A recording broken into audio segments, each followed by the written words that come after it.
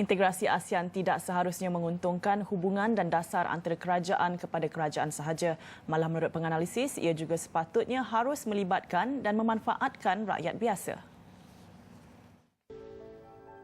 Menurut Pengurus Kajian dan Penasihat KRA Group, Keith Leong, tema yang dipilih Malaysia sebagai pengerusi ASEAN bagi 2015 iaitu warga kita, komuniti kita, visi kita dilihat tepat.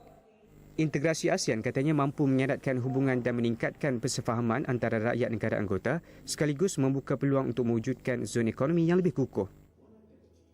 Kita telah membuat beberapa inisiatif seperti ASEAN Lane di KLIA dan juga internship program bagi pemuda-pemudi ASEAN, dan ini mungkin ini perkara yang kecil tetapi ini penting sebab ini bisa menjatuhkan rakyat biasa di Asia Tenggara. Jadi ini sangat penting juga.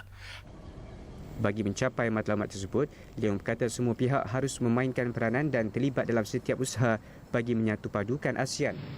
Namun tegasnya, ia bukan hanya tanggungjawab kerajaan semata-mata.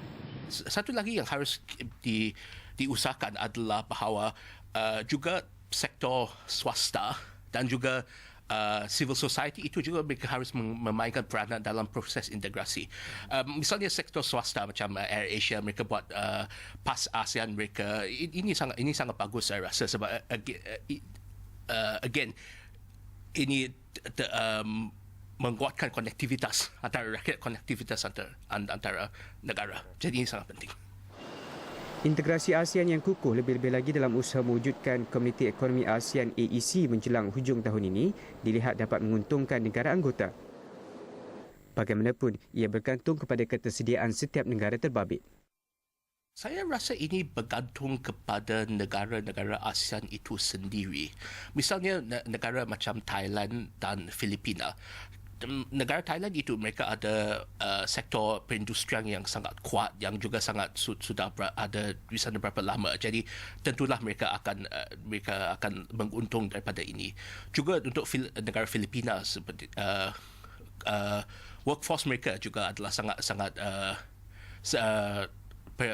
budaya perkhidmatan mereka sangat bagus.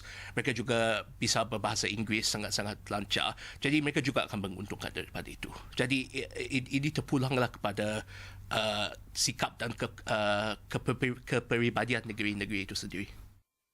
Tambahnya, akses pasaran juga akan diperluas dan lebih ramai rakyat ASEAN boleh menambahkan pendapatan mereka ke arah membentuk bahagian kelas pertengahan atas dan ini boleh meningkatkan lagi kawasan pertumbuhan ekonomi.